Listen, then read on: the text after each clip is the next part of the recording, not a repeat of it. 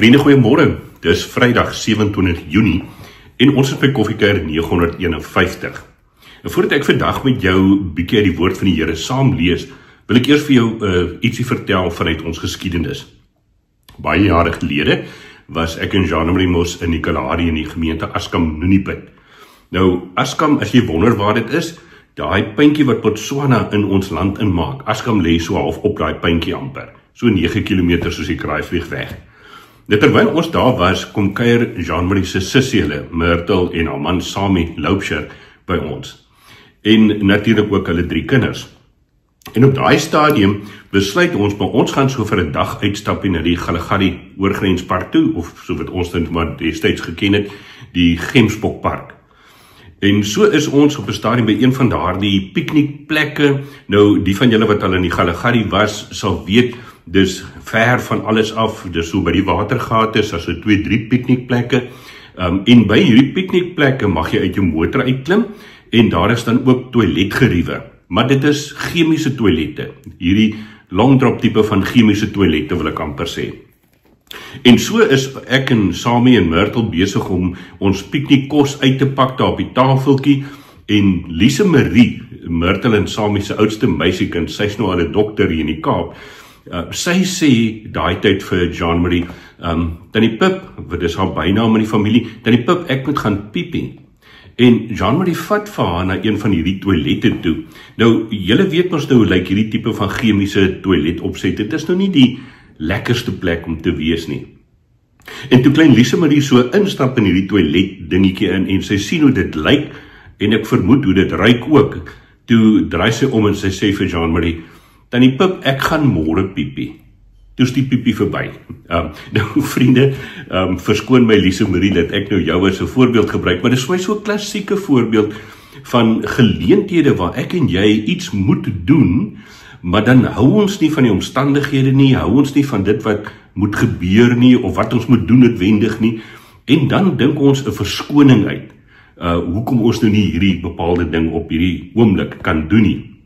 Nou, klein Lise Marie het op daai stadium seker net besef, hierdie ding gaan nie vir haar werkie, so kom ons doen dit liewer môre. Ek weet sy het later aan die dag toe, maar die draai moes loop teen wil en dank. Maar dit is die verhaal, vriende, wat ons kry ook in Lukas 9, daarvan vers 51. Onthou nou, Lukas skryf sy evangelie om vir mense eintlik te sê, hoe dat die Jesus se reisverhaal al nader en nader in Jerusalem kom, met die oog op sy verhoor, sy kruisiging, maar ook sy opstanding op die ou end. En as ons dan nou lees in Lukas 9 vers 51 tot 56, dis so kort perikoopie, waar Jesus dan eintlik op pad is, en dan stuur hy van sy disippels vooruit. Hulle gaan deur die land van Samaria, nie die normale pad, hy vat so 'n bietjie 'n kort pad, maar deur Samaria. En ons weet pas nou die Jode en die Samaritane het nie van mekaar gehou nie, kom uit 'n ding oor die tempel uit van baie jare gelede. Maar daarom stuur Jesus 2 van die disippels vooruit en sê, gaan maak so 'n plek gereed, gaan bespreek so 'n plek in 'n, kom ons sê maar 'n gastehuis, in 'n Airbnb. Nou, die Samaritane wou nie hierdie Jode sommer ontvang nie, en toe hulle hoor, dis Jesus wat juis op pad is Jerusalem toe vir die Paasfees, en dis 'n klomp mense wat saamkom als, toe sê ons net, nee, weet jy, ons het die plek nie, ons kan julle nie akkommodeer nie. En dan Johannes en Jakobus, die 2 seuns van die donder, manne wat sommer vinnig reageer, die sê onmiddellik toe hulle dit hoor vir Jesus, maar Here, sal ons vuur uit die hemel afbid om hierdie stad ook te verdelg? Ek dink seker aan Sodom en Gomorra, maar dan sê Jesus, nee, wys hulle tereg, hy draai om en hy gaan aan na 'n volgende dorp toe. En dan op pad na die volgende dorpie toe, gebeur wat ons dan nou van lees in Lukas 9 vers 57, waarby ons dan nou ook eerskomende Sondag in ons erediens stil staan. Lukas sê vir ons, terwyl hulle op pad was, sê iemand vir hom, weet nou nie wie dit was, hierdie persoon nie, ek sal u volg, waar u ook al gaan. En toe sê Jesus vir hierdie persoon, jakkals het gate, en voëls het neste, maar die seun van die mens het nie eens 'n rusplek vir sy kop nie. Verwys dit nou na hierdie gebeure in hierdie dorpie in Samaria, wat hulle hom nie eers 'n blyplek wil gee nie. Sê Jesus, weet jy, as jy vir my sê, jy wil my volg, waar ek ook al gaan, onthou, jy gaan teenkanting kry. Jy gaan nie eers 'n rusplek vir jou kop kan kry nie.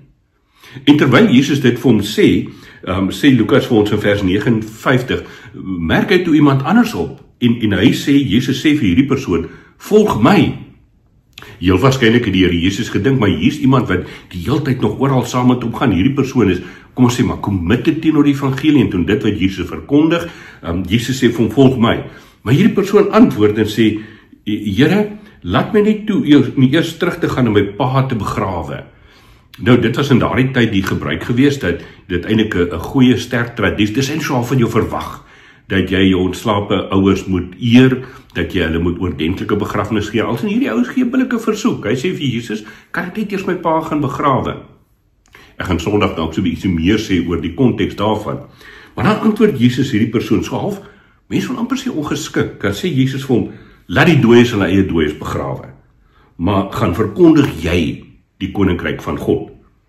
En dan antwoord nog iemand uit daardie groep wat saam met Jesus kom en sê, Here, ek sal u volg, maar laat my toe om eers my familie by die huis te gaan groet.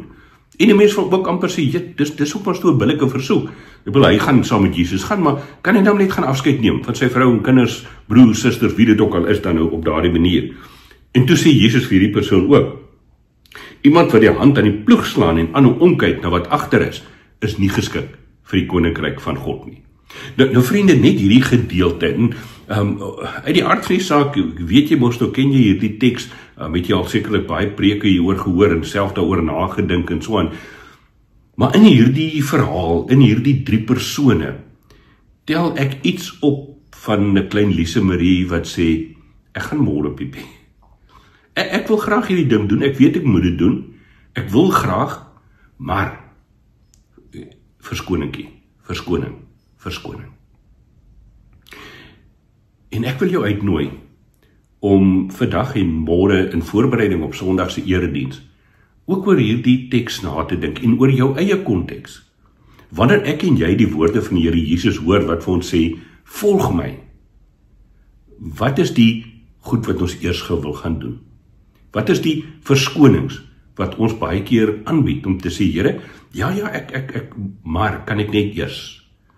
Vriende, en ek sluit myself 120% daarbey in. Ons is mense, ons het hierdie geneigtheid om goed waarvoor ons nie kans sien nie, waarvoor ons nie lus het nie, verskoning te soek, om dit so 'n bietjie uit te stel, of dalk ook te vermy. Maar dink 'n bietjie, wat is die een ding in jou lewe, wat vir jou moeilik gaan wees om prys te gee, om jou voluit, as 'n disipel van die Here Jesus te commit aan hierdie pad van navolgingskap. Kom ons dink daaroor na die naweek en dan Sondag in ons erediens, ek is hier by Kleinmond Kerk, dan gesels ons 'n bietjie verder oor hierdie teks. Kom ons bid saam.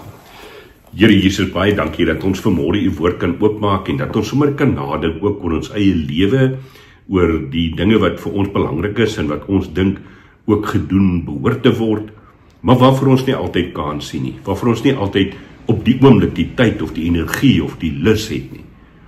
En Vader, as ons dan daaroor nadink ook in terme van dit wat die Here Jesus gesê het, daar op die pad na Jerusalem, dan weet ons kan eintlik nie verskonings uitdink nie, want met ons hele wese wil ons u volg, o Heilige Gees, wil ons onder u leiding elke tree van ons lewenspad in die voetspore van Jesus Christus loop. Maar dit is nie altyd vir ons maklik nie. En daarom is ons gebed dat u ook vir ons sal voorberei, om ook Sondag dan die woord te kan oopmaak, en u stem daarin te kan hoor. Dankie dat ons dit mag bid, in die naam van ons Meester, Jesus Christus. Amen. Vriende, dankie dat jy vanmôre weer saam gekuier het. Ons gesels Sondag dan vanuit die erediens en Dinsdag gaan ons so 'n bietjie verder ook in hierdie teks. Geniet jou koffie, geniet jou Saterdag en mooi loop.